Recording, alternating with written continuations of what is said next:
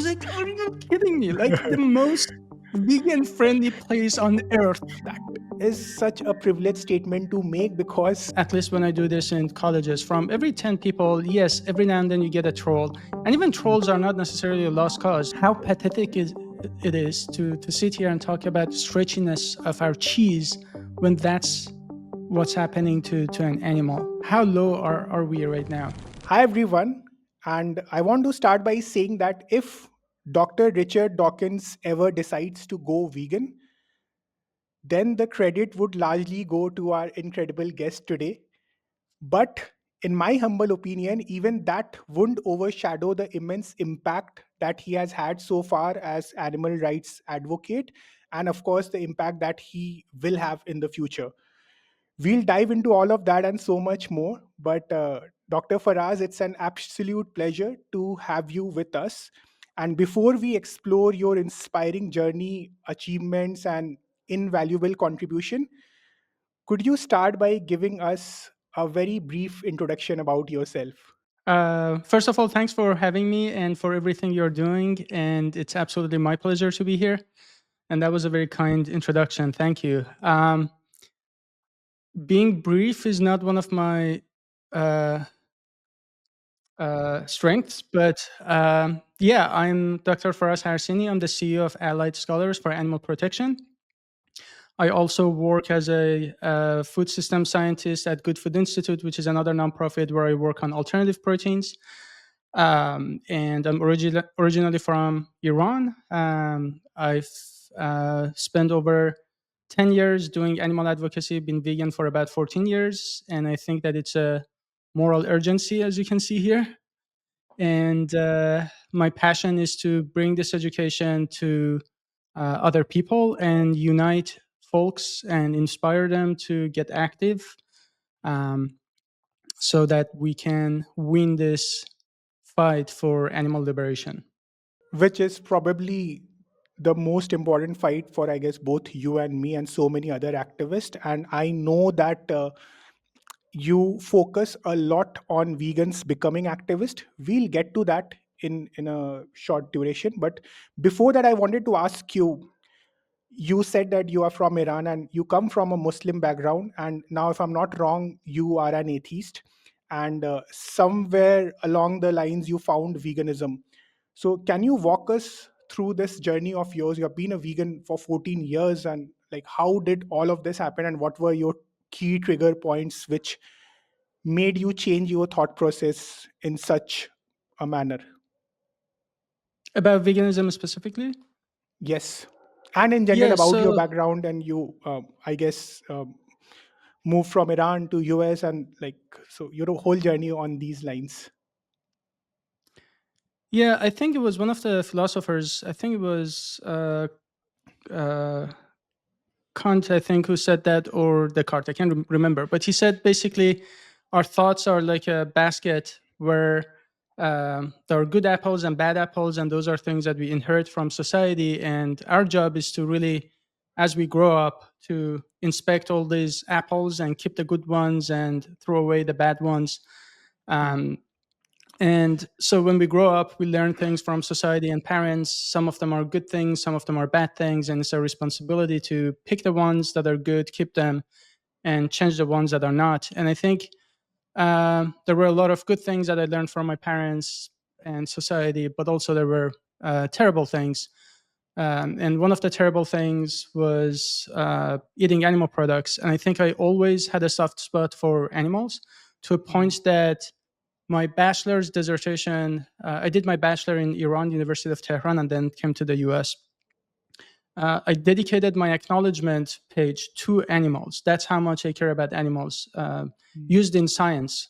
Except that I wasn't really convinced that animal testing was completely unnecessary. So I said something about, I hope that the suffering that you endured was worth the scientific advancement or something. Clearly, I was thinking about like animals, and but the thought of not eating them, animal rights, it just never was taught to me. I was never exposed to it. So as other things, I'm gay. that's another thing. Growing up in Iran, I thought I'm the only person in the world who is this way. I thought I was sick. Hmm. And another thing was, under the influence of society, I became religious. And over time, when I examined a lot of these thoughts, I changed how I thought about them. And one of them was, the Hmm. most important one was veganism. So when I left Iran, I mean, the quick version of my vegan story is that uh, when I left Iran, I was still trying to save animals back in Iran. There is a Persian tradition where we buy goldfish for Persian New Year, and millions of fish die throughout this process. We don't eat them. It's just, ironically, we keep them in a water um container as a Hmm. symbol of life and freedom and whatever. And millions die. So I was trying to encourage Iranians not to buy fish. And when I was in Germany living with a roommate who was vegetarian at the time, she told me, I went to her, she was my friend. I said, hey, would you design a poster for me that encourages Iranians not to buy goldfish? And she refused. She was one of my closest friends, and she refused to help me. She said, you don't make any sense. You say you love animals. Here you are trying to eat them. And And just to check, this was way before you became a vegan, right? yeah. This is absolute. This was my first exposure to the whole idea. So Okay. this was about 14 years ago in Aachen in Germany, and yeah, I was sort of butthurt. It was like, wow, like how often do you ask help for your friends and they refuse it in your face? Hmm. So, but that was a good start for me.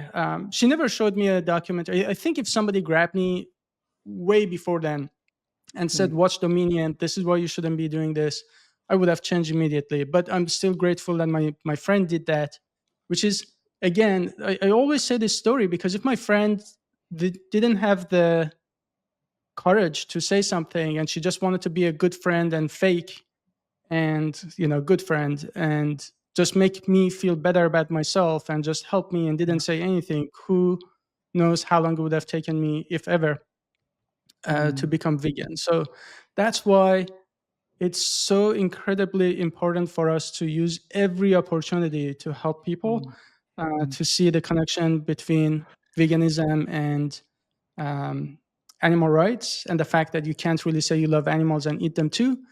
Hmm. Every single conversation matters. And even if the person becomes uncomfortable at the moment, the same way I did, Hmm. it doesn't mean that your work, uh, your advocacy didn't work just because somebody became uncomfortable. And indeed, no one would change if they're comfortable with where they are. You would go to the gym because you're not comfortable with how you look. Hmm. You would want to start learning how to cook or how to dance because you're not comfortable with how things are. So why would you Hmm. want to go vegan if you're comfortable with eating animal products? So that Hmm. discomfort is sort of it's a necessity to change, in my opinion. Yeah, absolutely. And I think it's so important for advocates to put out the right message, even though sometimes for the other person it might feel like a punch in the gut. It can be an uncomfortable situation. But yeah, that's the reality of things, and people need to be uncomfortable to change, to come into this shock. Okay, what come into this realization, right? That what the hell are we doing to these animals who, mind you, have done absolutely nothing wrong to us? And like you rightly said, I think every piece of advocacy is so important, right? Like sometimes people are discouraged by thinking, hey, I'm talking to people but they are not changing.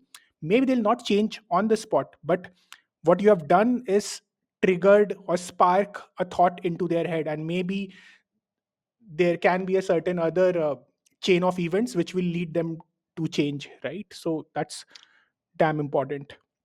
And Yeah, you I talked, want to be clear. Like, what I'm saying is not like intentionally make people of uncomfortable. It course, doesn't mean that we should be yelling at them or yeah. shaming them, but it's important to make them feel uncomfortable based on the misalignment between their own actions and their own values. Um, Yeah. So it doesn't necessarily mean that we should be yelling at them. I mean, there are Yeah. time for protests. I don't say there isn't, but in Yeah. general, I'm just saying that we should be more worried about speaking up and speaking for animals than potentially making somebody uncomfortable. Yeah. I also say that if you do outreach, you will know that from, at least when I do this in colleges, from every 10 people, yes, every now and then you get a troll.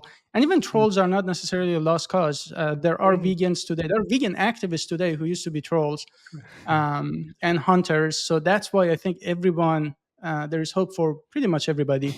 There is 1% of population who is actually like psychopath, like clinically.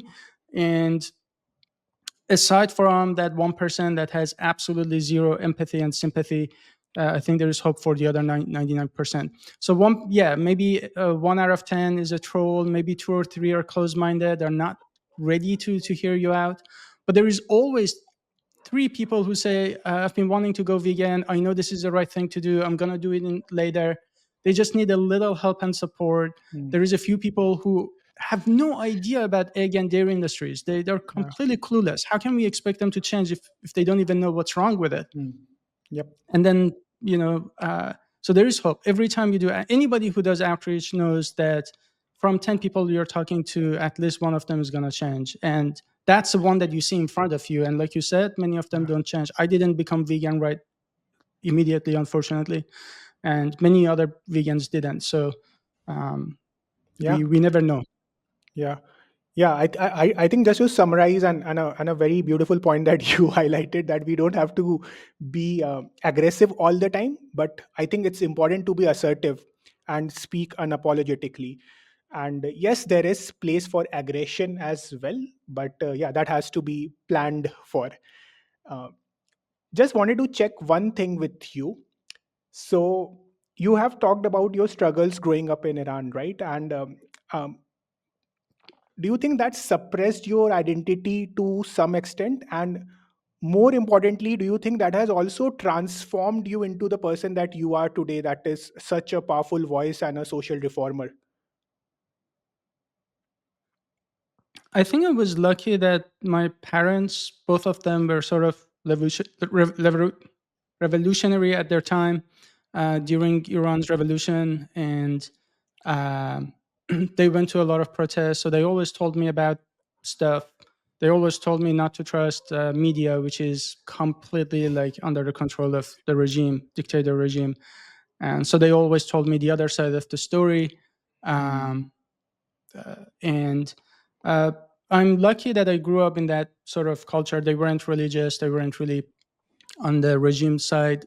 But I think when I was in college, I started getting involved in a lot of protests against um, the regime and election where we thought our votes were stolen, and for basically basic human rights.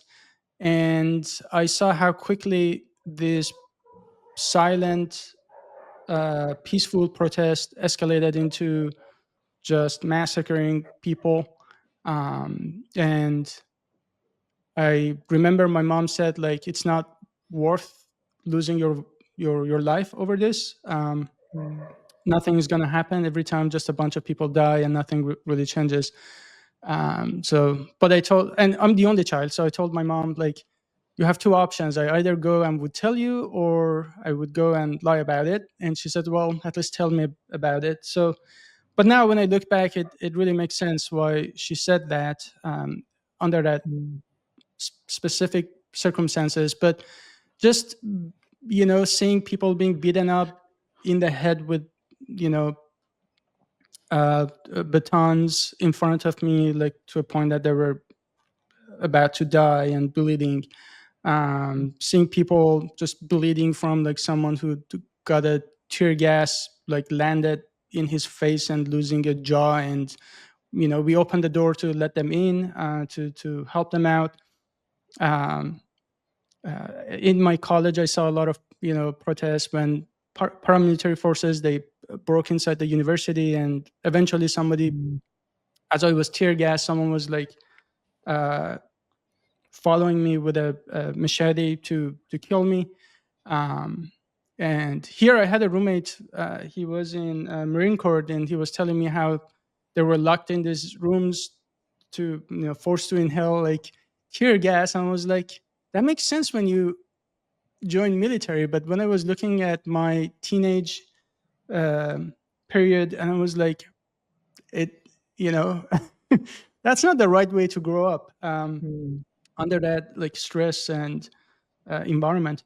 But nevertheless, I think just seeing that really made me want to do a lot more. And I think I always just had a soft spot to help other people, whether it was, Hmm. we had a lot of immigrants back in Iran from Afghanistan, and they sold stuff on the street, and I just like I couldn't walk away. I was like, this is really unfair, and I was trying to help them, and then got involved in clinic clowning. So I went to hospitals, played music for children suffering from cancer, and then seeing their pain. So I was always like asking myself, what's the best thing I can do with my life? And obviously, I also care about the environment. I was like, God damn it, what should I do with my life? Like, if I want to do environment, then like, what about these kids? And if I help these kids, then what happens to human rights? And then I can't be doing everything.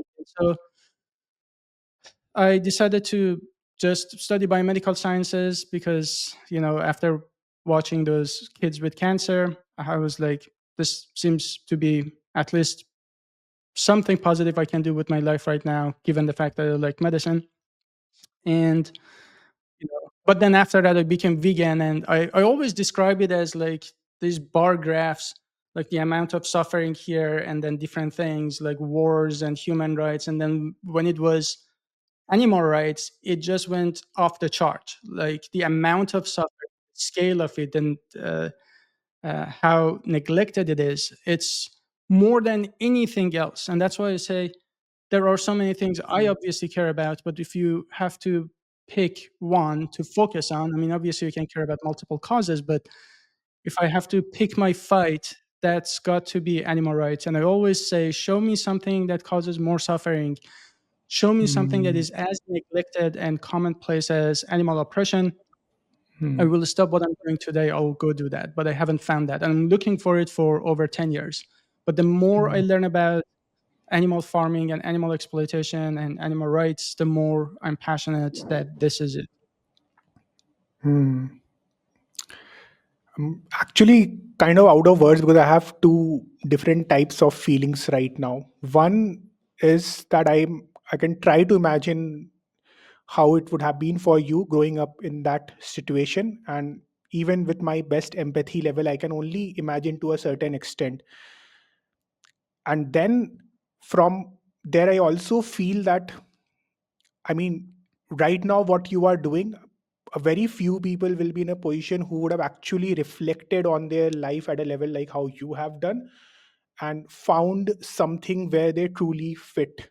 The way you are describing these events in your life, I mean, you seem to be someone like a true empath. And like you rightly said, that when you see that on a graph and you realize the intensity of animal exploitation in terms of numbers and in terms of negligence, I think, yeah, nothing comes closer. In fact, I'd like to share a personal thing from my life. So in 2016 I was associated with an organization which used to work for child rights, children rights in India. And at that point, I felt like probably this is the cause one day where I'll dedicate myself fully to this. And when I think about children, I think about animals, and sometimes I feel conflicted that, hey, I'm dedicating myself to animal rights. Maybe I should find more time to work for child rights as well. But yeah, like you rightly said, um, of course, we should never compare misery of two individual beings, let alone two groups. But yeah, I mean, if we get into that utility calculus, I mean, what the animals are going through, it's we can't like you and I, we can do our best as activists, but we can't imagine really what those animals are going through, despite watching all the footages, despite participating in vigils, spending time with them. But I'm like, it's almost unimaginable for us to really empathize with animals as well. And on those lines, can you tell us a bit about your work at Allied Scholars, and what is it exactly that you folks are doing and how that is impacting a change?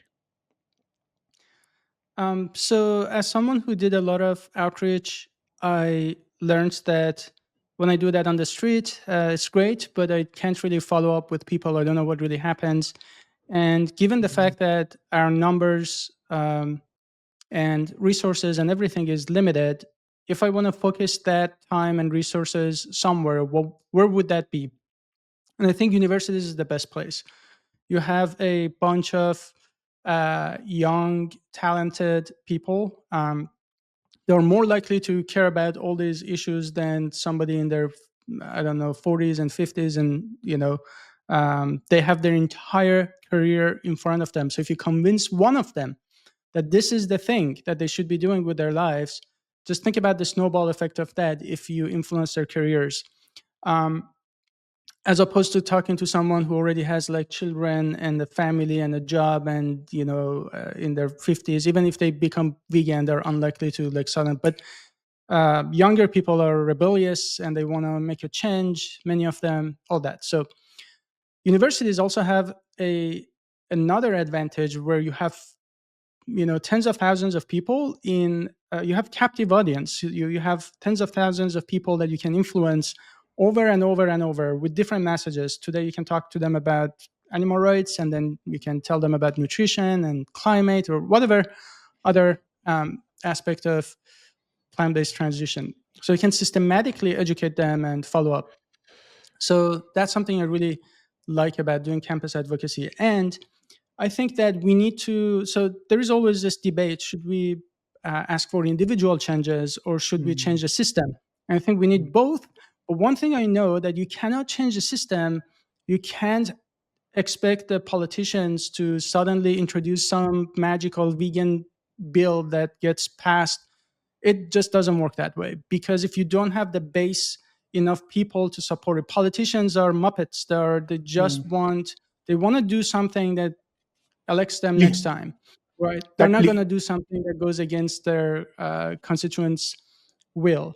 So, and then we see over and over that when we push for these sort of transitions, like Prop 12, for instance, is an example of that. Even when we have a victory, animal industry is so much larger. They have so much more power. Not only they can, it was about like removing cages for like pigs, Prop 12, and now they're fighting to actually remove that and ban this sort of like mandates uh, in an entire US. So not only so it was like one step forward, it was now three step backwards. So I think that's inherently the problem when we are trying to change the policies and everything without having that base of vegans and people who actually care and fight. So we do need systemic change. So my idea here is that what if we do both? What if we invest in the next generation of doctors and lawyers and physicians and funders? We don't have enough funders in the movement, and activists and responsible citizens who, even if they're not like bankers and funders, they still are vegan and vote vegan. At the same time, so we channel these people in the position of power and influence. At the same time, we impact the culture. So many of these people will be educated and influenced by veganism, even though they're not going vegan immediately. Maybe they go vegan after 4 years. Many know that when we went vegan, our parents freaked out because they were like, "You're gonna die from protein deficiency." But at least you can, raise a generation who, even if they're not vegan, they tell me, I know it's the right thing to do. I'm just not ready to go vegan. If their mm. kids go ever vegan, they're not gonna do what our parents did. So it's like really preparing the next generation for this transition, even if they're not going vegan. So that's why I want to concentrate all of my focus and attention in universities. First, influence the culture, make sure everyone is exposed to veganism. Everybody understands what veganism is about. Everyone walks by. Most of these people every day go to school, eat Chick-fil-A and other animal products, never really think about the relationship with animals. And what I want is the opposite. So when they walk to campus, it has to be impossible today they come across our Elwood dog meat, or challenge, like, why Hmm. is it okay to eat these animals and not others?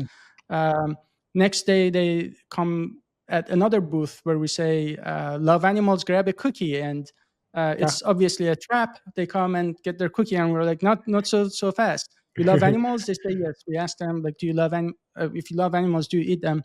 Obviously, you don't have to love animals to be vegan, but that's just a way to get people to Hmm. stop. Hmm. Um, Next day, we have physicians to give a talk about benefits of plant-based nutrition. Next day, we have something about climate. Every day, they're exposed. And when we don't do any of these, when they walk around campus, all of our campuses are like bombarded with these posters. It's like impossible to miss them. So every single day they are exposed, and we are building these communities where when they want to actually take a step, they can join these groups and find Yeah. support. So that's influencing the culture. And then you have vegans, and then you have vegetarians, or reduce it, whatever the heck that is. And Reduce all reducitarians. these other. Yeah. No, seriously, it's a label. It doesn't do anything Yeah. for animals. It just makes people feel better about themselves. That's why we don't promote it. But there are people who want to at least reduce animal consumption, and I think those are allies, and those are people we can influence easily. So even vegans, I don't think that being vegan is enough. I think it's a bare minimum. So Hmm. how can we find other vegans, motivate them that, hey, this is not just a diet. This is really the best thing that you've already done with your life. Now is the time to get active. Tell me, what are you interested in? Is it like STEM and engineering? And what is it? Hmm. I will help you to find, to channel that into something that is extremely important to make meaningful change and to get active and to help them to push back, to have the courage to speak up, because Hmm. it is hard to be 18 and 19 and become vegan, and your friends are making fun of you, and you go through Hmm. 4 years of college. Not Hmm. only you never come across other vegans, but also everyone is telling you you're gonna die. um, Come on, give up, don't be like that, and it's just constant, like a Hmm. barrage of pressure, and many people give up, and I can't really, it sucks, and I can't really blame them. It's difficult, and Yeah. we're talking about people who are 18 and 19. So I want to be there to show them, no, you're on the right side, and not only you already did the right thing, now it's time to actually step it up.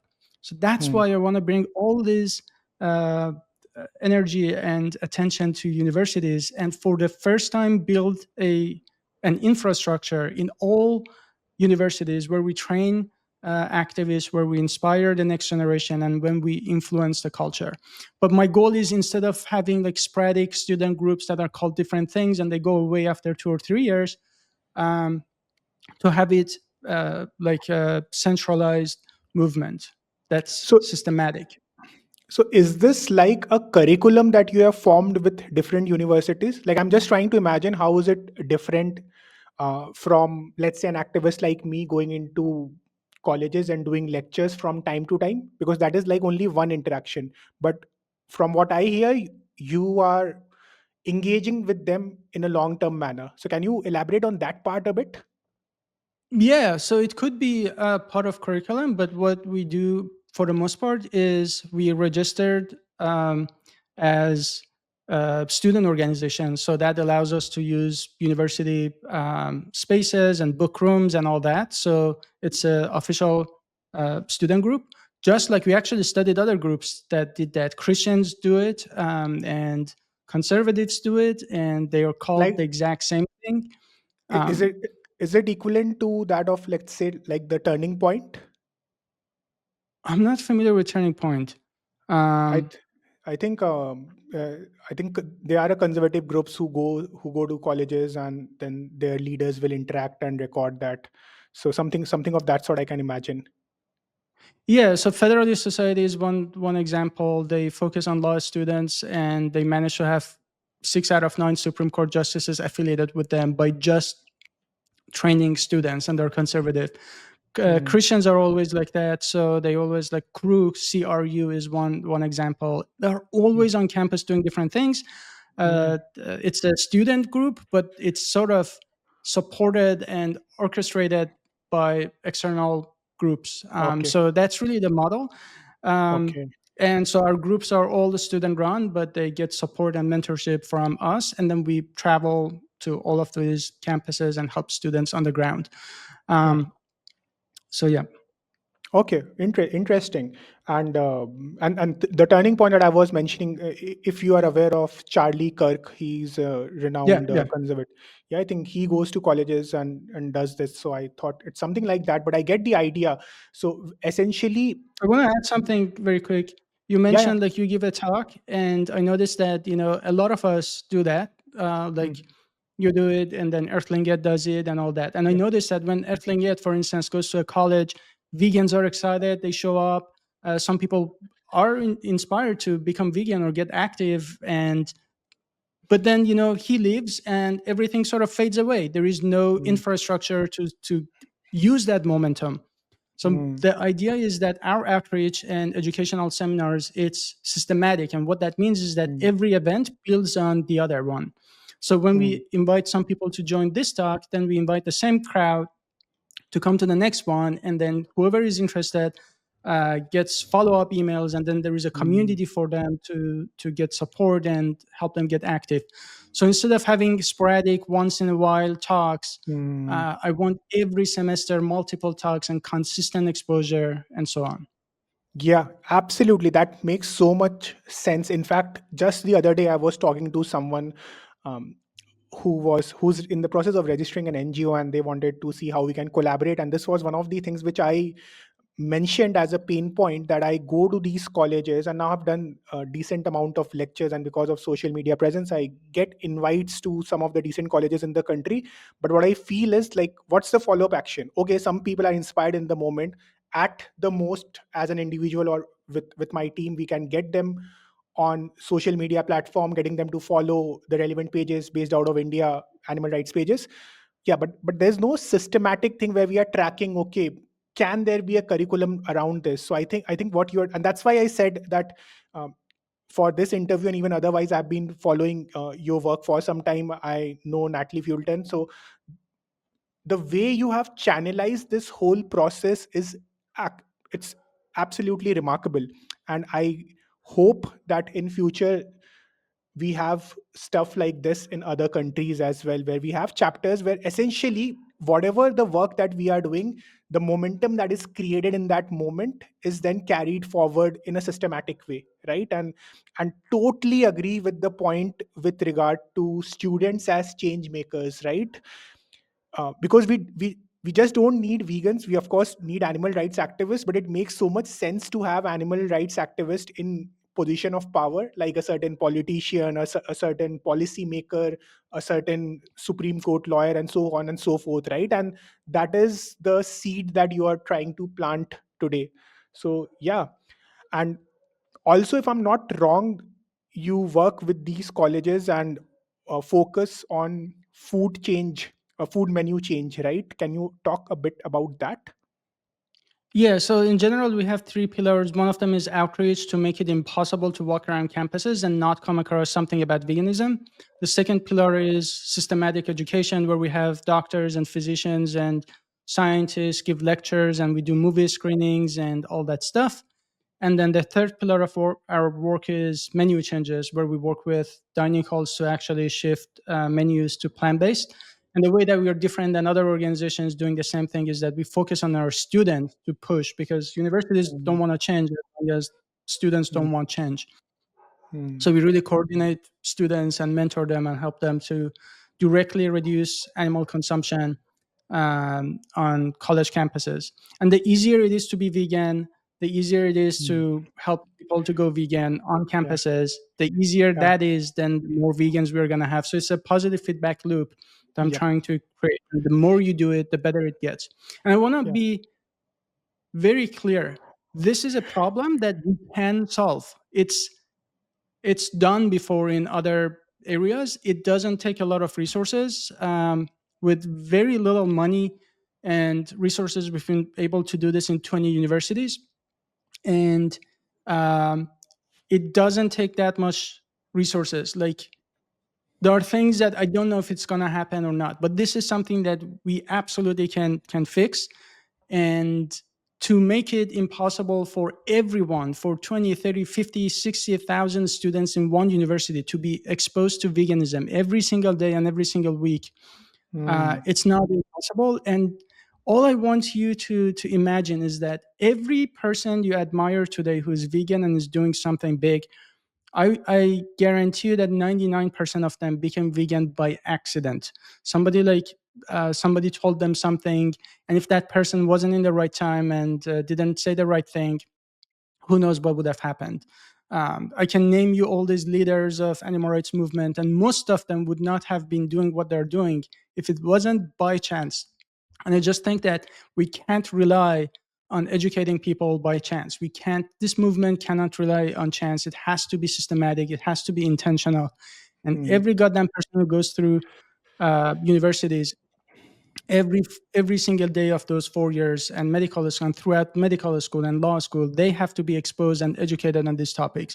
And just imagine if we had this system in place 10 years ago, 20 years ago, can you imagine how many more CEOs and mm, funders and donors and lawyers and doctors and policymakers who are vegan in heart and vegan mm. for the end we had today.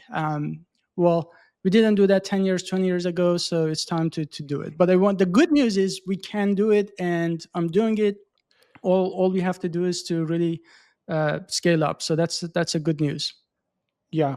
And right now you're based out of US only, right? All these 20 universities are based, they are based out of US. Yeah, we have one chapter in London, but Okay. it's a lot harder to expand internationally. So I really want to focus and build Mm. the infrastructure in the US before I can Yeah. expand, but I really want to be in India and Europe. Yeah. In India and Europe. Yeah, So, yeah. doing work in India is incredibly important for multiple reasons. One is that huge population. The second is Mm. that a decent number is close to vegetarianism. I think, if I'm Yeah. not wrong, it's between 17 to 25% ish. But the major problem is that many of these people, as they haven't really thought about vegetarianism and why they're vegetarian, because if they had, we would Yeah. know that it's about ahimsa and nonviolence, and the extension of that in today's world would be veganism. But not Mm. only they're not treating it that way because it's more like a religious thing that many people do without knowing why. The second that family and traditional pressure is lifted, the second that they come to the US, or US is penetrating in India and making it even more westernized, many of these people are losing those values and becoming like, start eating chicken. So not only we are not making progress in making those vegetarians vegan, but also we are losing many of them. um, at the same time, the culture is very close to to vegetarianism and veganism and nonviolence. In the US, when you tell a person to go vegan, they're just gonna freak out. What about protein? I'll die if I don't eat meat. But like in India, no one is gonna freak out because they always know someone who is like vegetarian or so and hasn't died from protein deficiency. So Yeah. at least it's like it's really helpful that you have that. And then you have Jains and you have lots of Hindus Mm. who are really open to the idea. So I think there's huge potential there. Yeah. Yeah, I mean, there are few things which are really advantageous when it comes to vegan advocacy in India. One of them, of course, like you rightly said, the vegetarian population is decent. And also, people who consume animal flesh, a lot of them are not dependent on animal flesh for nutrition reason. So they may be classified as non-vegetarians, but if you really do a survey, and I'm just saying this anecdotally, and someone who comes from a hardcore non-vegetarian family, so a lot of them would consume non animal flesh not on a daily basis. So even if they are classified as non-vegetarians, but if you look at the bulk of the food that they are consuming on a weekly basis, would still be very close to plant-based. So that is a huge advantage in India. But yeah, there are a lot of other geographical, religious, and political factors which comes into play, which can be a bit tricky to navigate. So yeah, there are those challenges as well. But yeah, I mean. one of the key factors is that, and the funny that you mentioned that vegetarians are not aware why they are vegetarians, right? And the reason I say it's funny, because my next video on YouTube is essentially me giving a classification of vegetarians in India, right? Like, there are some who are ethical vegetarians, and probably they are the ones who are going to turn vegan at a much faster pace, and then they are accidental vegetarians and so on and so forth. So yeah, that's there. But that being said, you know that if ever you decide to expand in India, I'll be one of your biggest cheerleaders, and please let me know, um, in any capacity that you need help from my end. And yeah, I will. This is something that I truly believe that this should happen sooner than later, where we are channelizing it at a level which is, right at the start of y- the career of young minds, right, at educational infrastructure, and that is so damn important. But just a quick check for people who are in US right now, that how can passionate people join you and help you with this cause? Thanks for asking. So, if there are students, please go to alliedscholars.org, or just Google Allied Scholars for Animal Protection or ASAP. And you'll find our website, and then we have application form where you can request to start a chapter at your university. If you're not a student and you want to help us, we look for volunteers who join our tours, and we go campus by campus to Activism. So we can have you as a volunteer. We of course pay for the trip and travel. And if none of that applies to you, like I said, my only bottleneck here is to expand the team, so that we can be in more universities. And my goal is top 100 and major universities first. That's my first goal, at least, in the next 3 or 4 years. We are in 20 universities. So in order to expand the team, um, my bottleneck is hiring people who don't look at this as an 8 to 5 job and it's their life mission. And so donations is another the one of the best ways to help us. And yeah, but regardless, I think, just if you want to really help me, just do something. It doesn't have to be helping me. It just means that speaking up and just making sure you do your best, whatever being best is. And I want to say, when I say get active, it doesn't mean necessarily to go on the street and hold the TV. If that's not your thing, that's totally okay. But it's just pushing yourself out of your comfort zone and doing what needs to be done, even if it's uncomfortable. Sometimes it's donation, sometimes it's talking to a friend and family, making a social media post, whatever that thing is. Writing a review for a business. We can talk about that later. But I'm just saying, like, just do something. But if it Yeah. comes to ASAP, just Google Allied Scholars for Animal Protection, and So you'll know. we'll we'll give the link on screen as well, and of course do check that Amazing. out. Yeah, and of course, you can reach out to start a chapter in your college or university, but at the same time, people can volunteer, and I'm sure that from time to time, you would open up job opportunities as well for people to be a part of your core team, right? Yes, if you, um, I think the most restrictive part of our process is really, hiring the right person, because I don't think this is a movement of 8 to 5. It's not an 8 to 5 job. MLK and Gandhi didn't shut down their business at 5 p.m. to go do I other I just things. It was. I just want to interject here for a moment. Interesting that Dr. Faraz is talking about this right now, and I'm sure that it's fresh on his memory, because at the time of recording this uh, video, just I think one day before, you have made a post about this same topic, right? Yes. Yeah, yeah. Yeah, he's referring to like work-life balance that people tell me. I'm like, yes, exercise, yes, have a good social life, and do whatever you have to do. But this is not a fight where it ends at 5 p.m. I want to hire people who care about this so much that this is their life. It's not work to them. It's their life and their mission. And it's not really easy to find people like that. So, um, But yeah, I want drama-free people who are like 100% committed to this. It's not like a 40-hour thing. If everyone in our team works 60 to um 80 hours per week, and we do so willingly and gladly. And it's not like I'm dying and working hard. It's just my absolute pleasure and honor to be in this movement and fight for animals. So Yeah. So um, for the viewers, please do not misconstrue this as toxic work culture. For the nuances, do check out Dr. Faraz's Instagram page and that post. And also for reference, like he said, like once you do this out of passion, and I can say this from my personal experience that I was into proper corporate work culture for 12 years, and just last year I've turned into a full-time activist where I'm focusing on my activism and at the same time working with VeganFTA.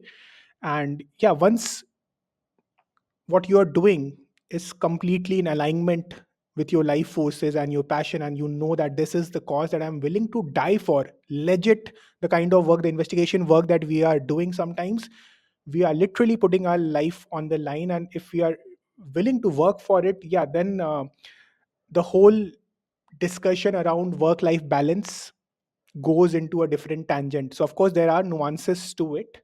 And also, like, we are recording this on Sunday evening, it's 11 p.m. my time, I think early morning your time. So yeah, but I don't think either of us are forced into doing this on a Sunday, right? So yeah, I think that's what you are referring to. But yeah, do check out the post for nuance, and we will of course the reason I'm saying this because there are a few CEOs in India who are under the radar right now because they have said like we don't want Saturday Sundays and we want Indians to work. And but yeah, there are different types of jobs and what people are aspiring to with their life in that 9 to 5 duration, and so on and so forth. So yeah, the nuances matter.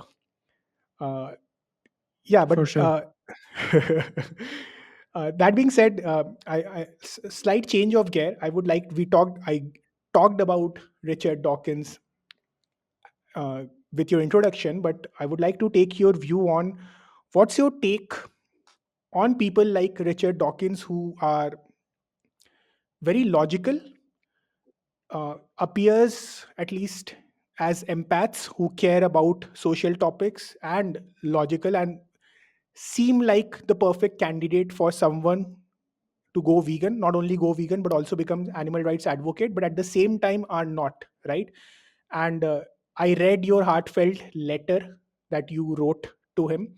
So just tell us about your thought on such people who should be vegan. Like we feel like they're public person, or at least whatever we see, like doing the right things, speaking up for the right causes, but just not there as vegan. So what's your thought on that? What's your thought on that? And also just talk about your open letter. Yeah, so my open letter is I met Richard Dawkins and I smuggled the letter with me, past his bodyguards to um, hand deliver to him and basically tell him that, hey man, um,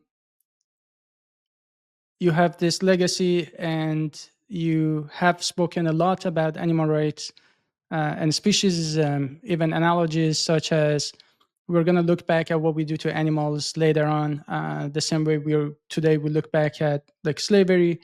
He has made comments such that veganism is morally superior, which was interesting to hear. And I actually in his talk I asked him also his thoughts about veganism, and he said I'm a aspiring vegan. I don't eat this and that meat, and but I struggle with, I don't know, I think he said cheese or something. But I really so in my letter I argued that for him it's not really about eating a little animal products here and there, which that should be enough of a reason for someone to go vegan. But for him, as someone who has such big followers and he can like influence many other people, it's even more important for him to be vegan. And I try to make a point that at this advanced age, he can make a small change that will last a long time, and it will make him join many other pioneers who made the right choice and influenced so many other people. And he has that power. I wanted him to understand that he has that power. And the fact that I think, when he says it's morally superior, this is not actually the way. It's more vegan way to say that than I say that. I generally don't use that word, but it's funny that he says that. But it's important to not forget the urgency of veganism. It's not just superior. So I argued that imagine if you lived during slavery and you just acknowledged that not having slaves is Mm, morally superior, and that's it, and just left it at that. mm, Of course, that's not enough. It's about taking actions. And when we say morally superior, that the problem with philosophical arguments is that the nuances are rather lost. The urgency mm, is lost. It's just like, mm. what is superior? Is it like slightly better or is it a lot better? Uh, I think the difference between like veganism being morally superior or not is like really the difference between owning slaves and causing Yeah. slavery versus being anti-slavery. That's the difference we are talking about. It's not just slightly better. We are talking So about it was obligation. yeah, it's a Yep. moral obligation and it's urgency. So Yeah. it's urgent. Yep. Yeah, exactly. And I would like to read something from that letter, which I felt was masterfully written there.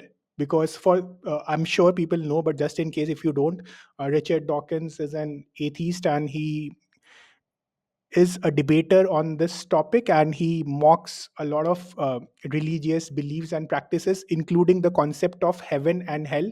And what Dr. Faraz wrote in that letter: I no longer believe in hell, but looking at slaughterhouses and the legal accepted practices of animal farming, I can only describe in one way: hell on earth.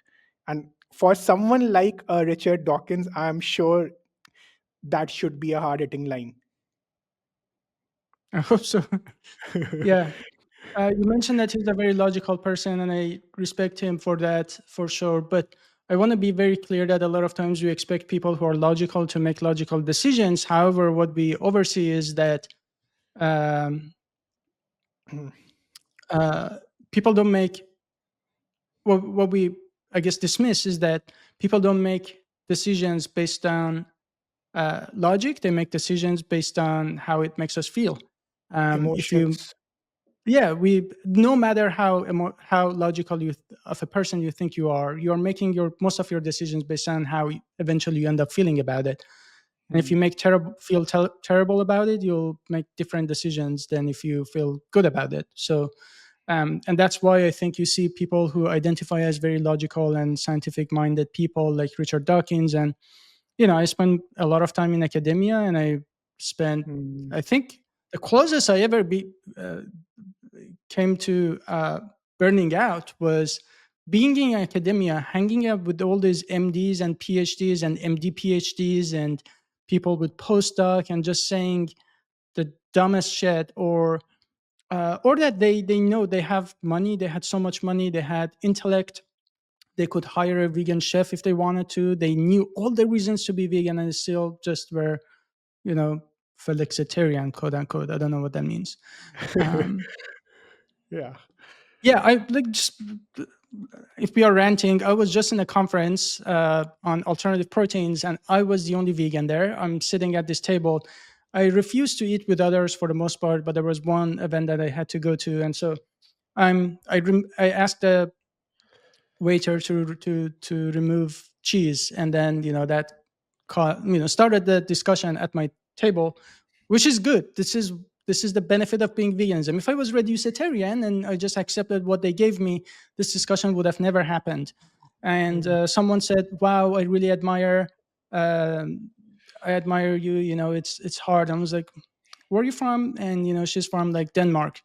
Hmm. I was like, come on, like I'm not trying to be mean, but like, I'm from Iran, and then I've been in like pretty, poor areas in Iran and India, and you just see all these people eating fruits and vegetables, and And then suddenly you have someone from like Denmark and whatever, they're just like, it's hard. I was like, come on.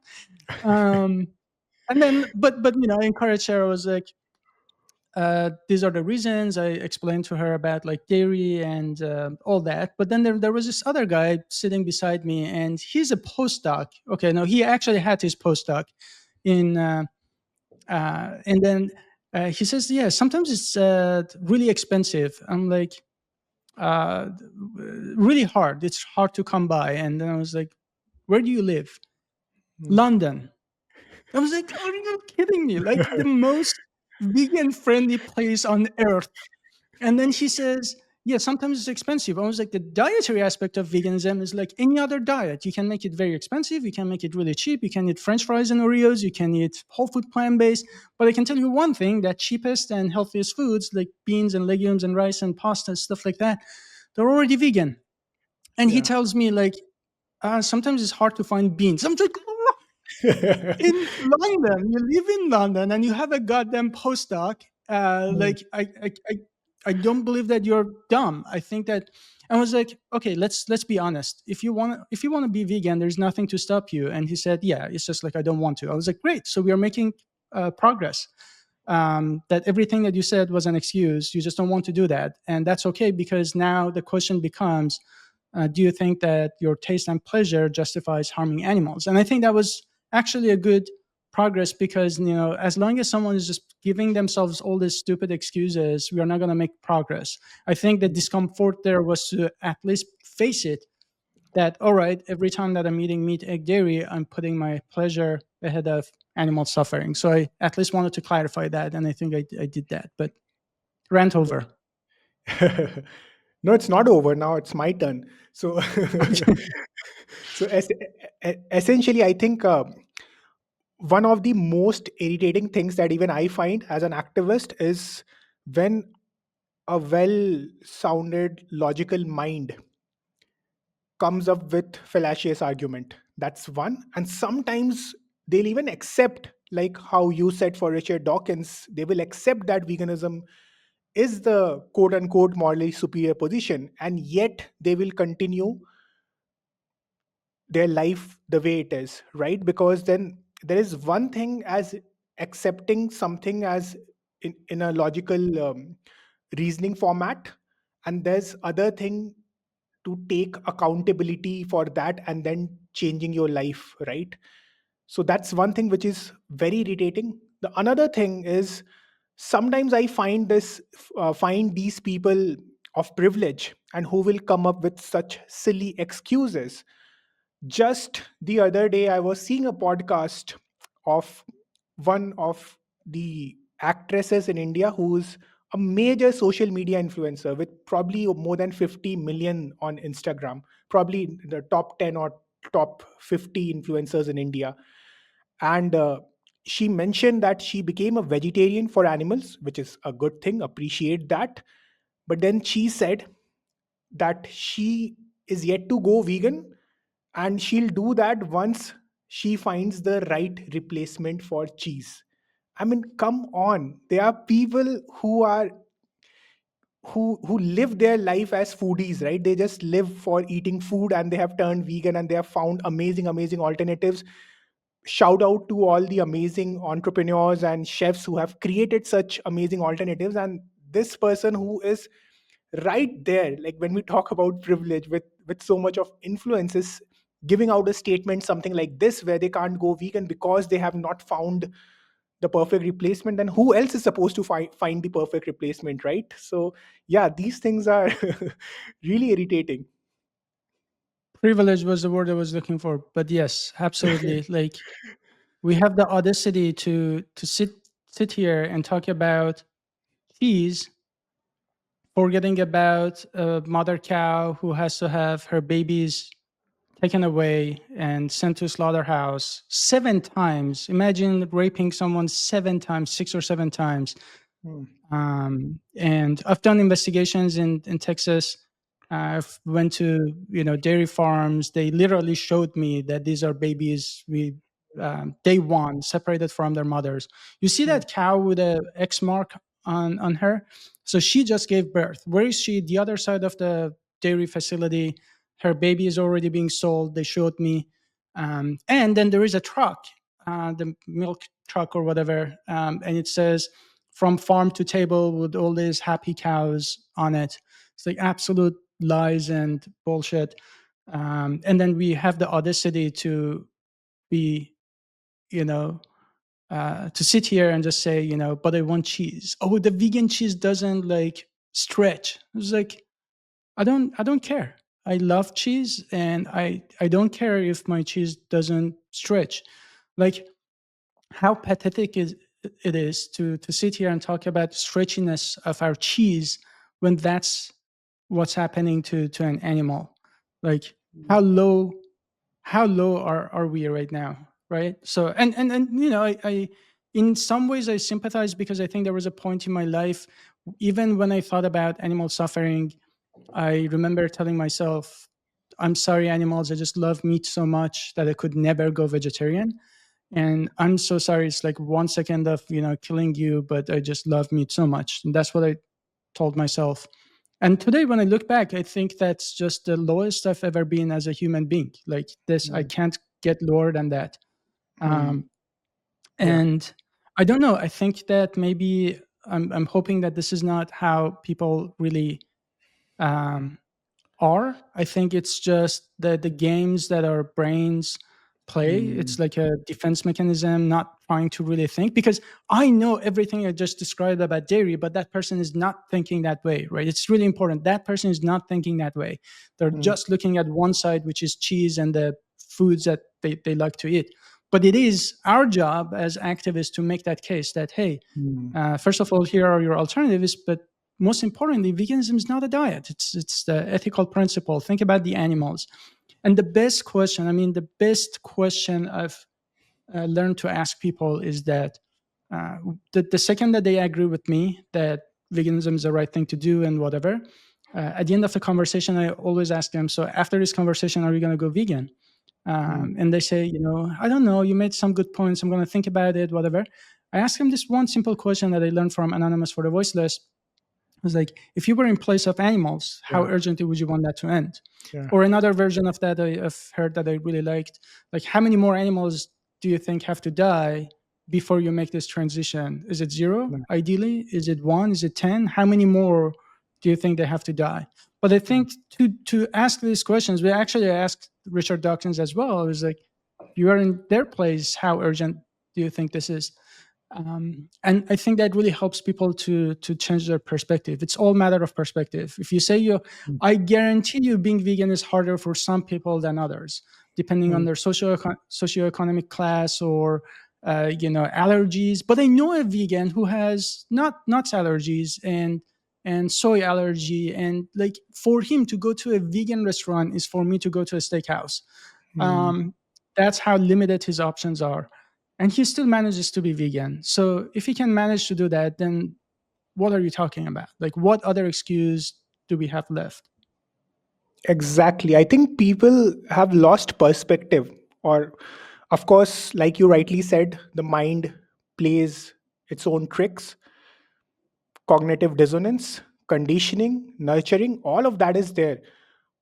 But as activists, when we talk to people and people come up with these excuses, it's like you rightly said, someone giving excuse that the vegan cheese doesn't stretch as much. That is such a privileged statement to make, because the suffering, I'll not even call it suffering, the discomfort that you have because your cheese is not stretching, versus the exploitation that the dairy animals have to go through with constant cycles of pregnancies, which is nothing short of sexual exploitation, being separated from their children, and eventually being sent to slaughterhouse. Like, imagine your discomfort versus what these animals have to go through. And then ask yourself this question: are we that kind of person that we will let this level of injustice to happen for such a trivial thing as our penchant for taste, and so on and so forth? So yeah. And I think that that was a great question which you put up, right? That I'll incorporate that in my activism as well. In fact, I've already decided I'll make a social media post out of it, that how many animals have to actually die before you make that transition. Nice. Yeah, or when people say it's hard to be vegan, I sometimes tell them, yeah, sometimes it is harder. I think we shouldn't lie to people. Yes, sometimes I go to a restaurant and I don't have, you want to buy something, you grab it and you're like, oh shit, it has milk in it. So, and just you put it back. Yeah, sometimes it is harder, but the question is, do you think it's harder for you or for us, or is it Yeah. harder for these animals? I think these questions, how easier is it for us versus animals, or how much harder it is for us versus animals, really helps to put everything in perspective. And what really annoys me is like even things that we think that we like, such as taste and pleasure and texture. This vegan burger, the texture is not quite right, or the cheese, it's not stretched. These are not objective facts. You only think that stretchiness of your cheese is good because that's how you've been conditioned. Like, imagine if you were born in a society where the default was tofu, or the default was a cheese that didn't stretch. Then if just can you imagine if the default was almond milk, and then here I am trying to convince you to drink titi juice of another species? Do you think how hard? Can you imagine how hard that would have been? How hard should I work to convince you that almond is not good? You should be drinking like breast milk of another species. It's impossible. But the only way that you're saying that, oh, I really like milk and yogurt and cheese, is just because it's like, how can you not say that this is just conditioning? Hmm. It's not like you said, it's not actual suffering. It's like your mental conditioning is the Yeah. reason that these animals are dying. Yeah. Crazy. Yeah, I mean, the level of discomfort, it's not even on the same universe. So yeah, people just do not have the perspective here. And of course, one nuance to the statement that Dr. Faraz made, that yeah, it can be difficult for us as vegans, but let me underline that the difficulty is because that we live in a non-vegan world, not because we'll not get the adequate amount of nutrition, not because we will suffer from some sort of disease or something of that sort, just because we live in a world where we are surrounded by people and infrastructures which is relying on animal exploitation. And as more and more people realize and think from the victim's perspective and challenge themselves that they do not want to be the reason for this massive level of animal exploitation, we will shift towards a vegan world, and those discomforts will also vanish away. So yeah. Thank you for clarifying that. Yes. I Yeah. sometimes ask people, do you see a problem here? They say yes. Someone's like, do you want to be a part of a problem or part of a solution? And they generally say the solution. And I Hmm. want to make it abundantly clear that as long as we have meat, egg, dairy, fur, leather, all that, we are a part of a problem. And not only we are not making it better for animals, but we are making it harder for everyone else. And every time you make the right choice, every time you are vegan, you choose vegan, you make it easier for everyone. That the reason that you find so many more vegan options today versus 10 years ago is just because people like us made the right choice. And that reminds me how important it is to just be vegan and encourage veganism, and not really be scared to tell people the truth. And I think sometimes we just want to be the nice guy, Hmm. and instead of telling people the truth, we are just like, okay, so if you think going vegan is really hard, why don't you start from like Mondays, meatless Mondays? And why don't you just reduce your consumption? And I think you and I could be literally the only opportunity a person gets in their life to be educated about veganism. And if we waste that opportunity and build this case for veganism, and then at the end just say you don't have to go vegan, maybe you just can like start reducing. Hmm. um, and I get why people think that way, because they don't want to say something that this person might just freak out and just uh, not do anything. But on the other hand, I think a good doctor is not someone who says, you're smoking. I don't think you're capable of quitting smoking. I don't think highly of you. Why don't you just smoke on not smoke on Mondays, right? Um, That's obviously not right. I think a good doctor has the moral responsibility to tell the Hmm. patient that no matter how much you smoke or drink alcohol, it's bad for you. That's a Hmm. fact. Now I get it. You're addicted, and I'm gonna help you.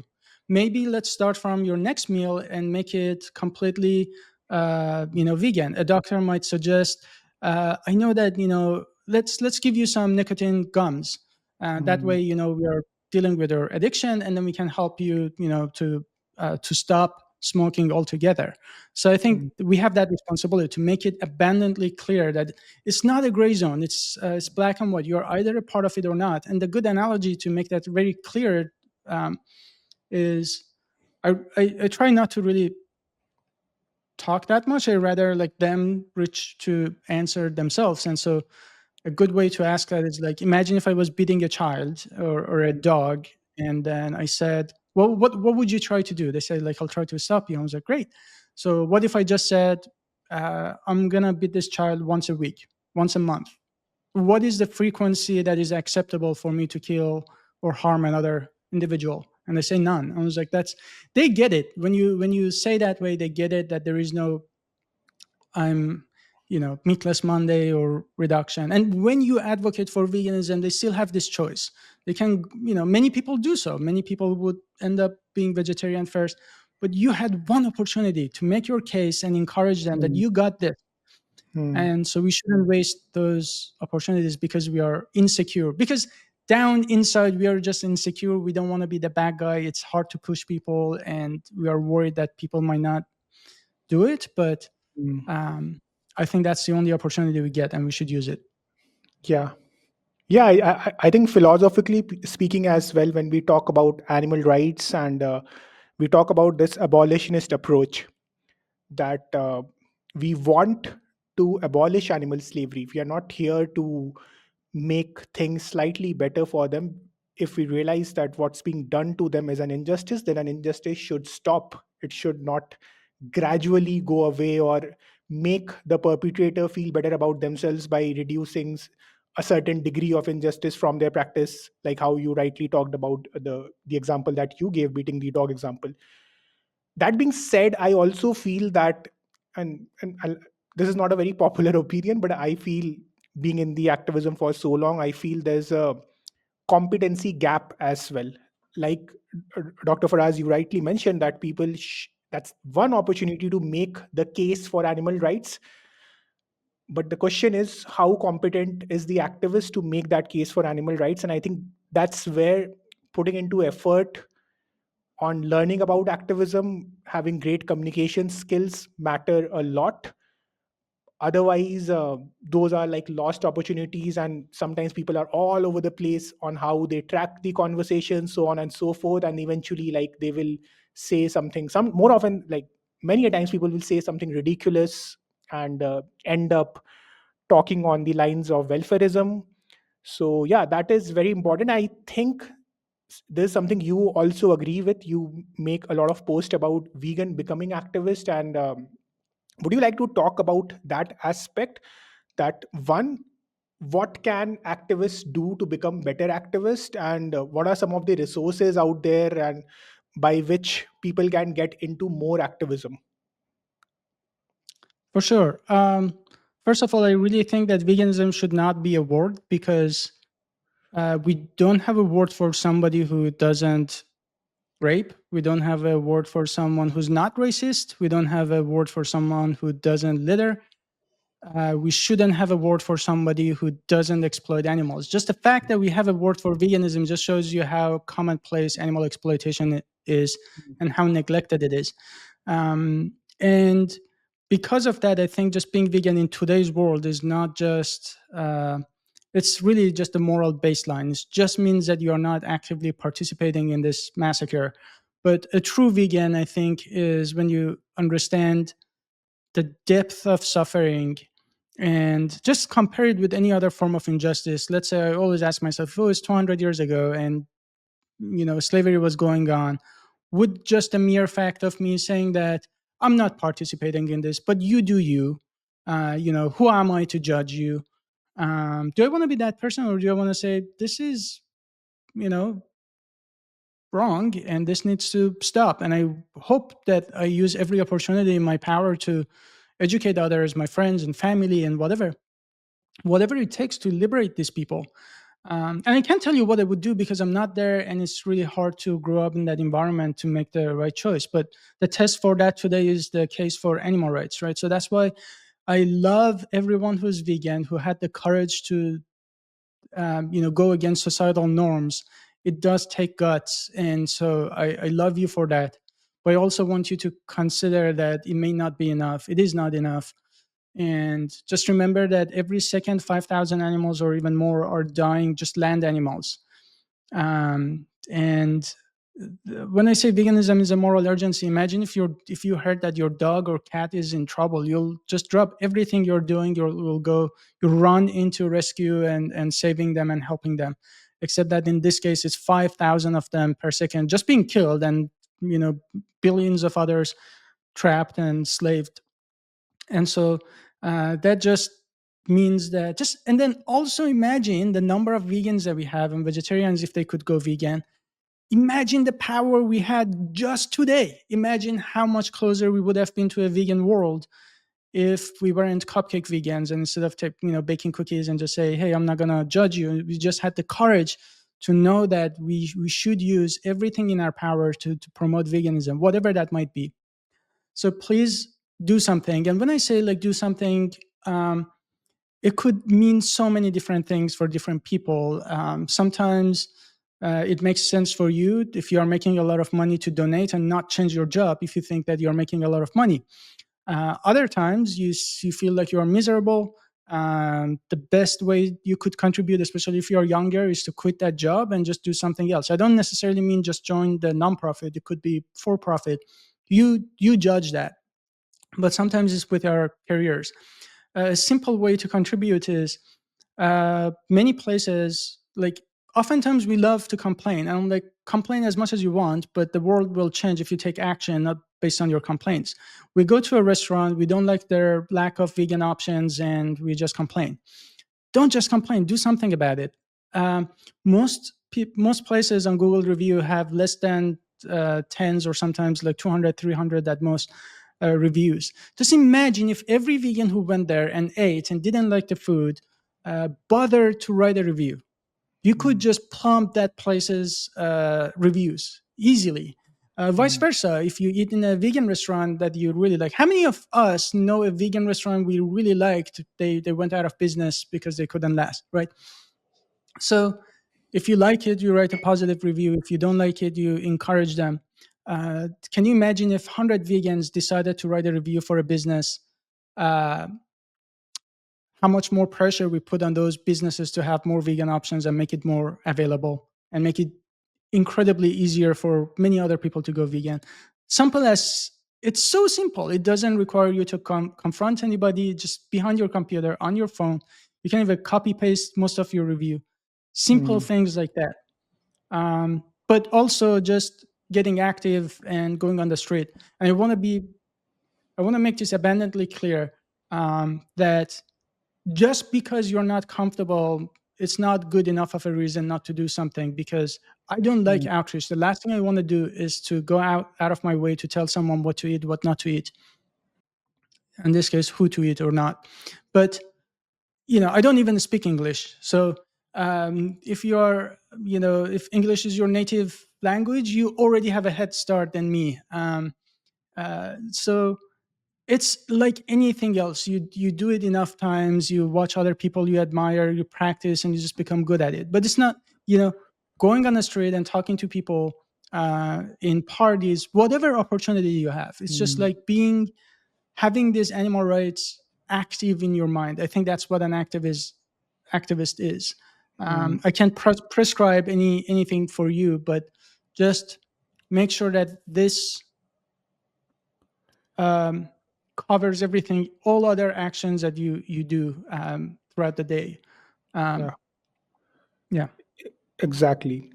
And generally, when people think about activism, they imagine how they see activists on social media, talking to people, doing lectures and stuff like that. And sometimes people are limited in their thought that, okay, this is what activism is. But like Dr. Faraz said, there are so many simpler ways in which you can contribute where you don't have to change your life dramatically. For example, leaving feedbacks and reviews for restaurants, and even something as simple as sharing content of other activists. That's that.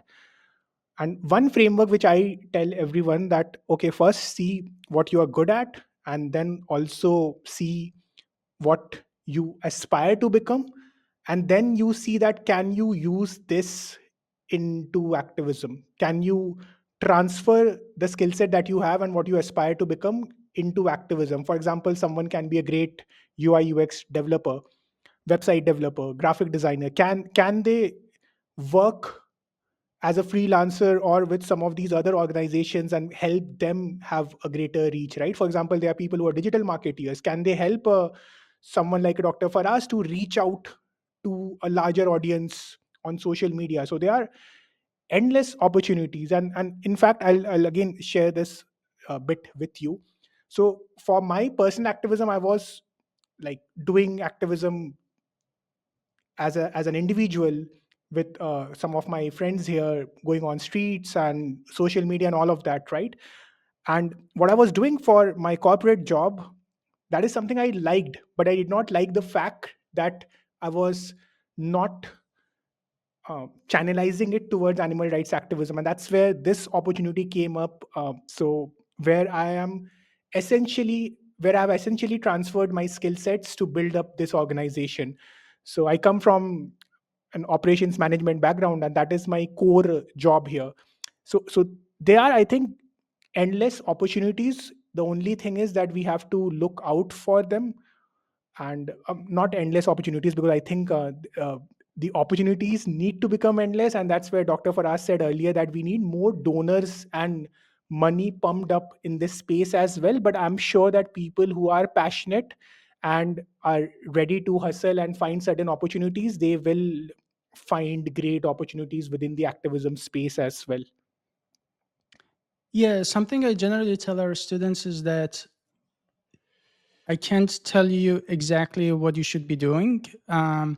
One thing I know for sure is that as long as you have the right question, you'll get the right answer eventually. Mm. Um, Even if you don't have the answer right now, that is okay. But you do need to have the right question. And the right question is, how can you help the animals the best way? In Mm. that case, even if you find a job that doesn't satisfy you, like your job or my previous job working in biopharma on proteins and zoonotic diseases and cancer, knowing that something in the back of my mind always bothered me, that the most urgent issue is animals, and even the zoonotic diseases I was in cancer I was working on, like a lot of times, like is correlated with eating animal products. And I was like, this is ridiculous. I don't want to do this anymore. As long as you have that question, the answer could actually change throughout your life. Maybe today it's this and tomorrow is something else. But all you have to think about is uh, what's the best way you can help animals? And every single day ask yourself. And if you're irritated, if you're not satisfied, that's okay. That's a great thing. Use that to look for the next opportunity.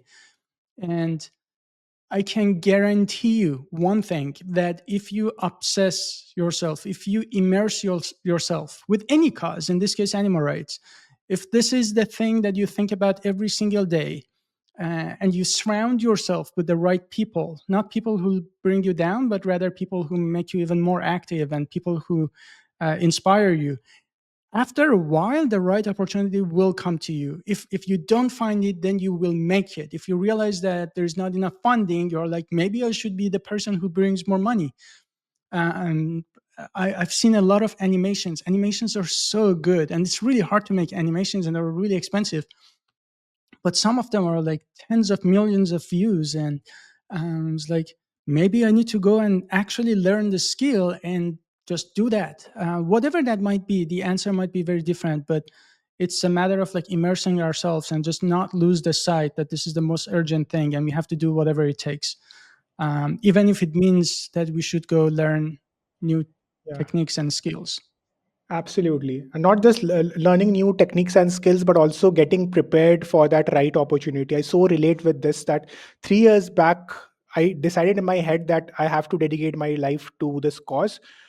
But it took me good 3 years, because I was doing my activism on the side, but I wanted to like completely dedicate myself to this, and it took me that much of time to prepare myself financially, emotionally, because this is a different territory that I was entering. And yeah, if you obsess over it, then you will find a way. And that is so rightly said, Dr. Faraz. And I'm sure that people listening to this who are willing, like yourself, willing to dedicate their life to this cause, I mean, if they ask themselves the right question, that how can we contribute with the skill sets that we have and the skill sets that we want to learn in the future, they will arrive at the right answer. Maybe not today, maybe not tomorrow, but in due time, they will arrive at the right answer. And like you rightly said, the right answer can change over time as well.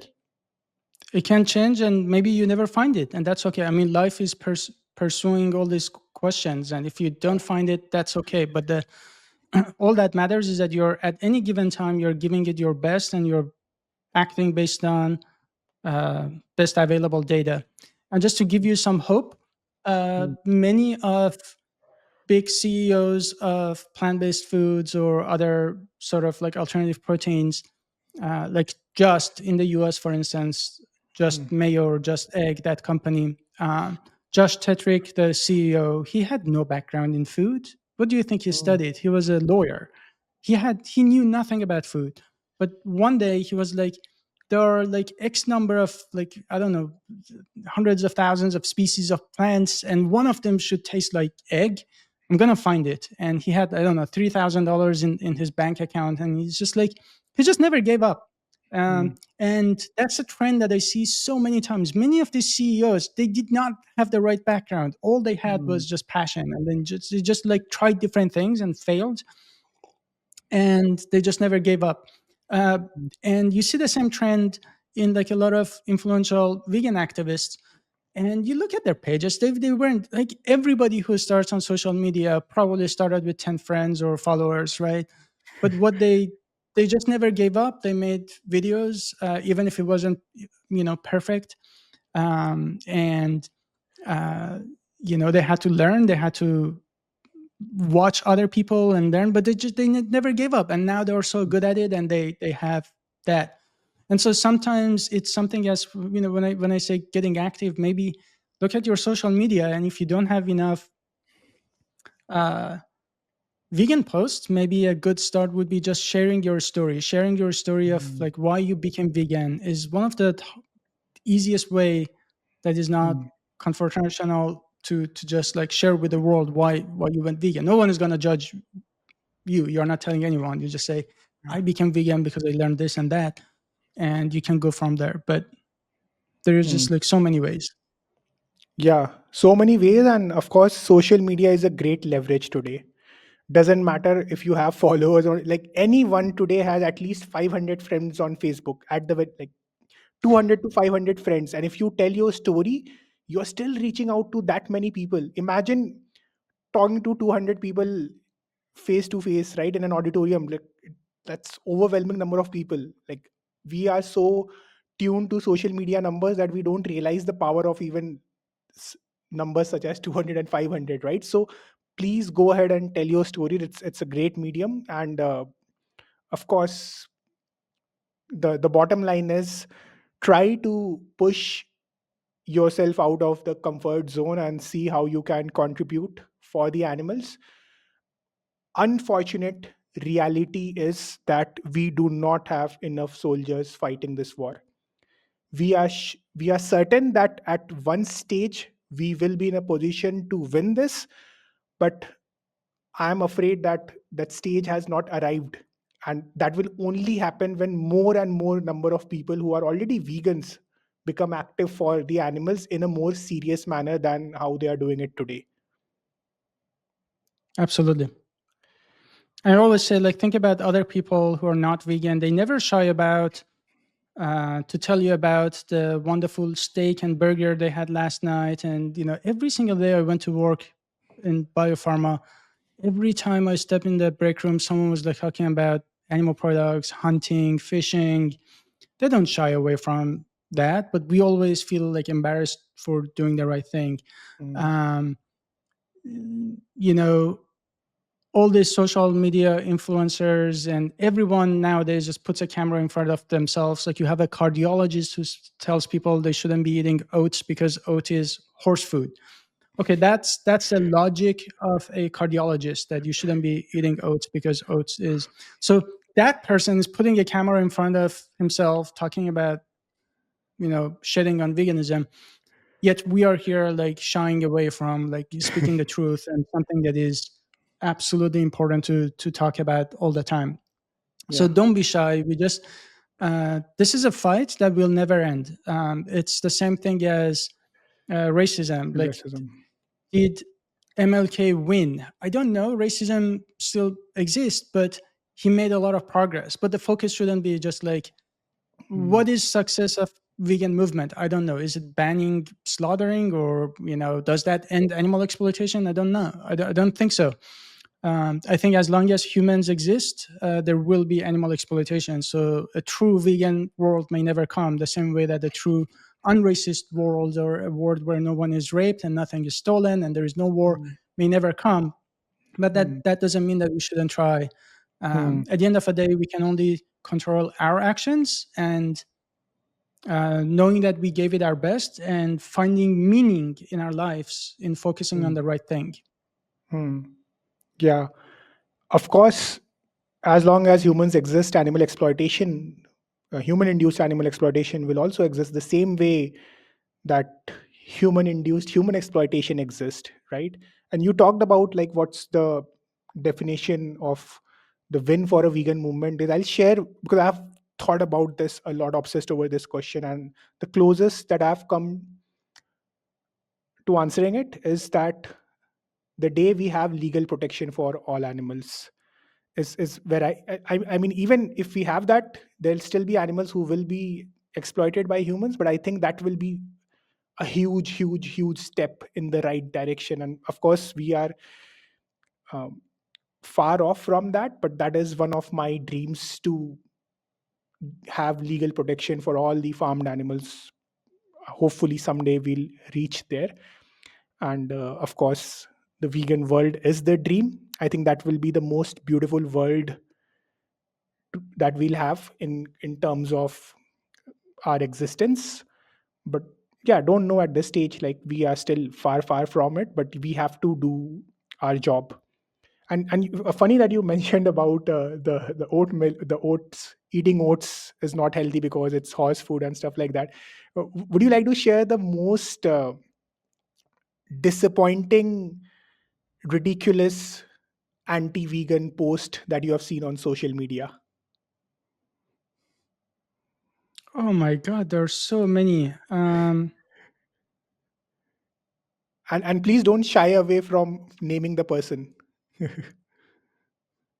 I guess something that really bothers me is that when there is a study that shows that people who ate more plant-based foods had better outcome, and this is a study that came from Harvard and Tufts, and then the media reports on it that like warning vegans, you need meat to survive. It was not a part of the study, and this happens over and over and over. Like, media just, it's clickbaits and uh, just shitty journalism. But it really annoys me how they can actually change the narrative to um, make a case against veganism. Which, when I think about it, it's hard not to think about that these are connected events by, funded by animal industry to really just seed doubt in people's minds. Hmm. Um, but yeah, there's just so much. Uh, It's Raw endless. milk is the funny one. People should be drinking raw milk, and um, I don't know. Yeah, raw milk definitely there, and um, carnivore diet. We don't need fibers. Veganism is like going back in time, and reducing life expectancy, so on and so forth. Like these are so damn ridiculous. And the Yeah, I think unfortunate, like living like a caveman, that's their thing. yeah, And the fact that one of the carnivore doctors was like, "Yeah, I don't have any data," like just saying that. Yeah, I don't have any data based on what I'm saying. Like he doc, actually said that. Dr. Sean Baker. Yeah, Yeah.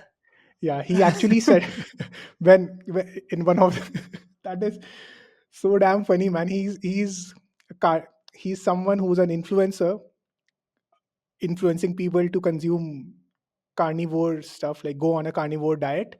And in one of the debates or discussions, he actually said that this is based on my experience, but I do not have data to back that up, or something on those lines. So yeah, it's not only ridiculous, but it's Yes. also sad that such people have such a huge following, and and people are actually influenced by shit like this. That is the sad part. Yeah, and I think these people are smart in a way where Yeah, they found the niche. niche thing that they can use to influence people, because it's a lot easier to people love good news about bad habits. Hmm. So if you're telling them that the meat that you love to eat, it's actually really good for you, you should actually eat more of it. Everybody Hmm. loves to hear that. Who wants to hear that they need to change their behaviors? So um, that's just ridiculous. But as a cancer researcher, I can tell you, like, every single cancer institute in the world says that the less meat you eat, the better. So, like, this idea of eating more meat, it's just completely ridiculous. When you think about red meat, is categorized as group 1 and 2 carcinogenic, Carson. depending on whether it's processed or not. But the thing is, despite the fact that it's red meat, not other types of meat necessarily, like, it's the evidence is weaker. Any kind of meat, when it's cooked in high temperature, it produces carcinogens. Hmm. The compound in red meat, that one of them that is hypothesized to increase the risk of cancer, and there is decent evidence to suggest that this might be one of the pathways, is the heme iron, which also is found in white meat and other types of meat. But regardless, when you cook meat in high temperature, which is generally how meat is consumed, and if you're not cooking it in high temperature, then you're actually risking getting other diseases from meat if you don't cook it well. Um, but yeah, it's like scientific fact. It's not something I made up. It's like literally Hmm. every cancer institute in the world, Hmm. literally every dietary guideline in the world is probably 90% already plant based.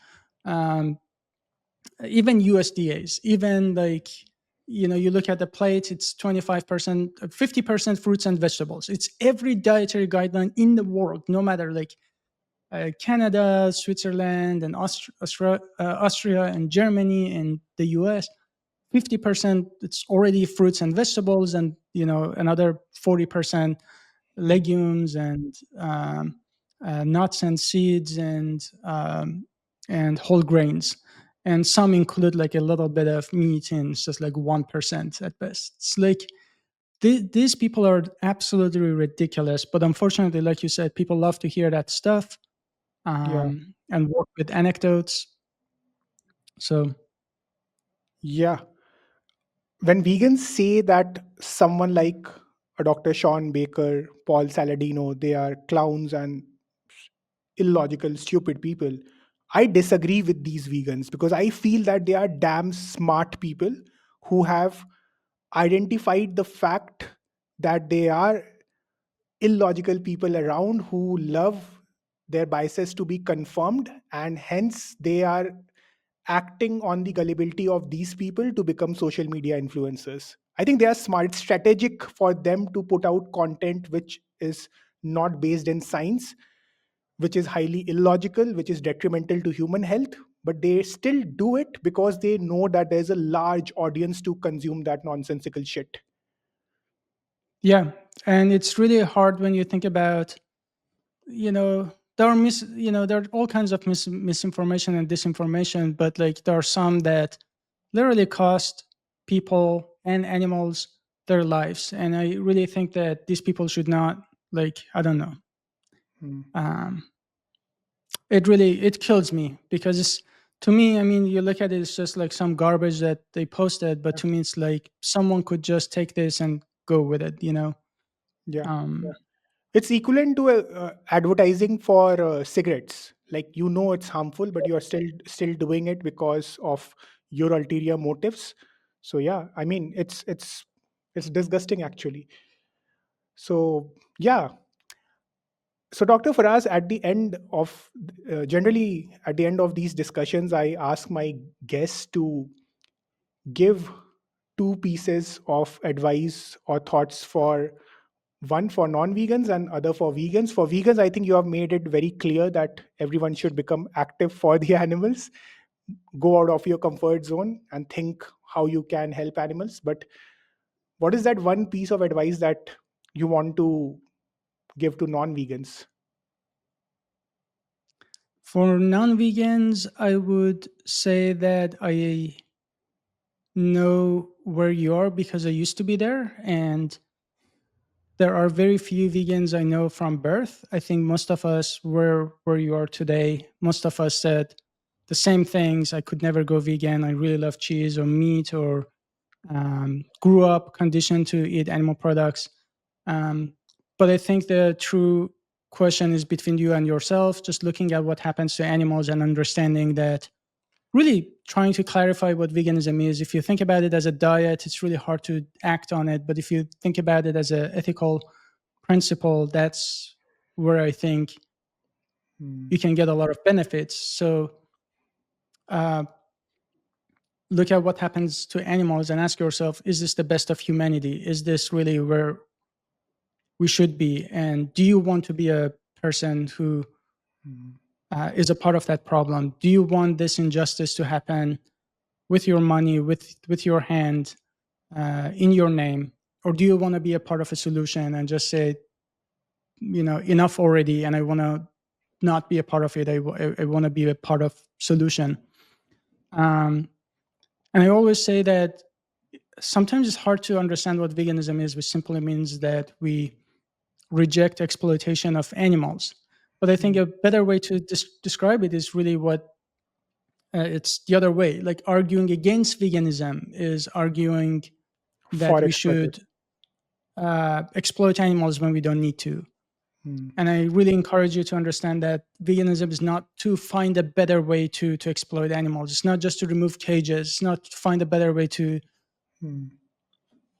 to slaughter them. It's really to ask ourselves, what gives us this right to take these animals and treat them like commodities and slaves, and we decide when they're born, we decide when they're killed, and really just rejecting that point of view. And I think that for the most part, veganism is really close to what we are in nature. I think that if you put a chicken versus an apple in front of a kid, they're not going to just grab a bite from the chicken, live chicken. They're going to grab a bite from the fruit, or, you know, strawberry maybe. They're not going to harm an animal, but it's just like, we are conditioned to think of animals. And I want you to be able to see past through this cognitive dissonance. It's uncomfortable, but um, I would say that doing the right thing is always harder. If you don't want to litter, you have to take some extra steps to hold on to your trash until you find a trash can. If you don't want to be a racist in a racist society, you have to take a step. But you know it's the right thing to do, regardless of what other people do. I know a lot of people say, if I go vegan, will it really change the society? I would say that, first of all, yes, because that's why we have so many vegan options. But second of all, it's irrelevant. Doing the right, you are responsible for your actions, regardless of what other people are doing.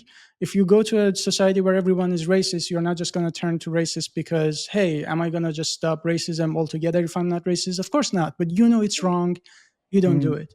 And animals deserve the same thing. If you know that harming animals is wrong, you have the responsibility to not be a part of it. And thank goodness that you have all these resources. And I'm here. Vegan for Animals is here.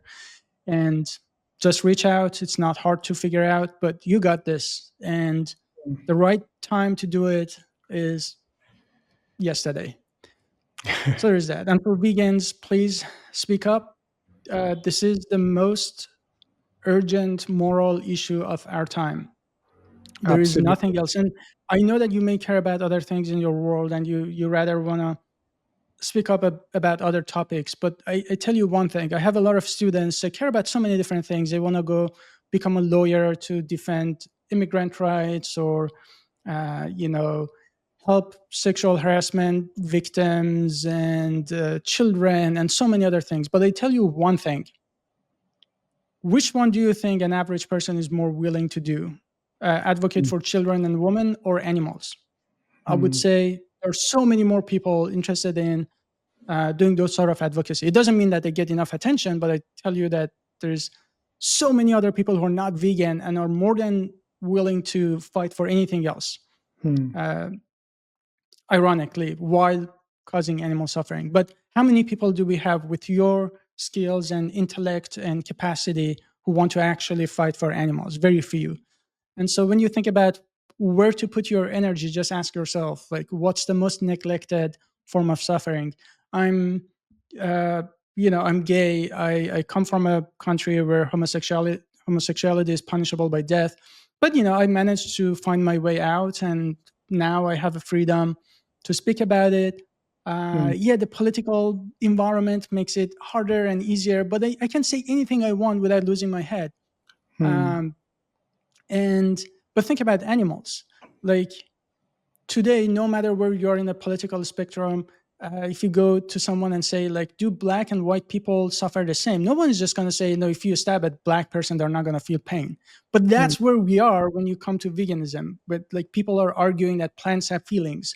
That's how Hmm. ridiculous it is. That's how Hmm. neglected it is, Hmm. how normalized it is. All these people in college campuses, I go and all these kids gather around like a golden retriever and just like, pet these dogs and then walk right down the street and eat all these animal products. What kind of a society is that? This is how neglected it is. And it needs all of us, and it needs us to be drama free, and it needs us to work really hard, um, and give it our best. It just deserves nothing but our best, because those animals who are trapped, we are literally the only hope these animals have. So don't let them down. Exactly. Don't let them down, given the fact that there are few vegans, even fewer animal rights activists, and compound that with the fact that animals do not have the capacity to offer organized resistance and speak up for themselves, and hence we have to do that. And hence it's so damn important for more and more, of course, more and more people to become vegans, and more vegans to become activists. Can I Yeah. add something else? Yeah, please go ahead. I always think about vegans as um, people who finally got liberated from years of conditioning. And something I think about a lot is during World War II, there were a few people who managed to escape concentration camps. And when they managed to do so, they went around and told the rest of the world about horrific things that were happening inside concentration camps. And during that time, the world sort of had an idea, but not really. Like they had no idea about the scale of, just killing people in these concentration camps. They just thought, they're being held prisoners or whatever. No one thought that Nazi regime was capable of doing what they were doing. So when these people actually escaped, very few people, they started telling the rest of the world, this is what's happening. And how do you think the world reacted? They ignored them. They were like, that doesn't, like, no, come on. Like they thought they were exaggerating. They didn't take action until much later. And what happened is that, many other people lost their lives because of that. Now, the way that I think that we should treat veganism is that, imagine we are living in that world and you just escaped a concentration camp. In this case, a concentration camp is years of conditioning. And now you're living in a world that doesn't know what's happening in concentration camps. You're living in a world where no one even knows what happens in egg and dairy industries. They try not to think about it, not to hear about it, and the industry pays a lot of money to hide this from people. Now you're living in this world. You have this secret that you just discovered, and imagine you just escaped from that concentration camp. What would you do? I think that every single person you reach out, you're like, hey, you have no idea what is happening there. Like you want to like post on social media and talk to every single person you come across about these atrocities, because it's not just enough to just say, I know this, I'm not there. It's, you suddenly have that responsibility for all these people who are trapped inside. And I think that's the urgency that we need to treat veganism with. You are the person in this case who has this knowledge where most other people don't. So it's on us to take it seriously and spread the news. Yeah. That is a great analogy that underlines the urgency of the situation. Amazing one. That being vegan again is, it's not enough. We, like, sometimes, as activist, I tell non-vegans to think from the victim's perspective. Sometimes it's also important for vegans that whether or not we should do activism, think from the victim's perspective. And I think that line is very powerful for both non-vegans and vegans as well. This was an amazing conversation, Dr. Faraz. This perhaps the longest podcast that I've had so far, and I still feel that there is so much more to learn from you, to have so many other topics that we can still discuss. But in the interest of time, unfortunately, we'll end it right now. But I'm sure that in future we'll do this again, because I can already envision that there are so many other topics where we would relate a lot and have meaningful discussions, and I'm sure that we'll get to that. That being said, thank you so much for sparing time today and having this conversation. And I hope you had a great time as well, having this conversation with me. It was absolutely my pleasure. Thanks for having me. Thank you. Thank you so much. And thanks to all our viewers as well. And until we meet again, this is Dr. Faraz and Shivam signing out.